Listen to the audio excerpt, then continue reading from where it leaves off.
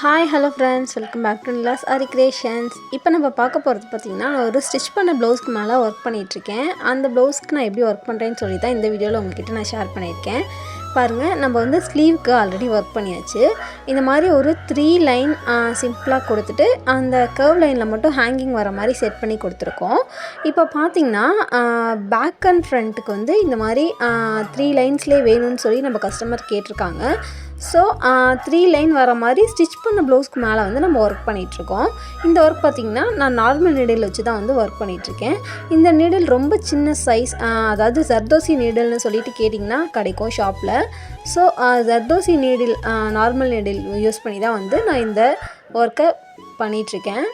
இந்த மாதிரி ஸ்டிச் பண்ண ப்ளவுஸ்க்கு மேலே நம்ம ஒர்க் பண்ணுறதுமே ரொம்பவே ஈஸியாக தான் இருக்கும். இது வந்து ஆரி ஒர்க் போட தெரியாதவங்க கூட ரொம்ப ஈஸியாகவே பண்ணிடலாம்.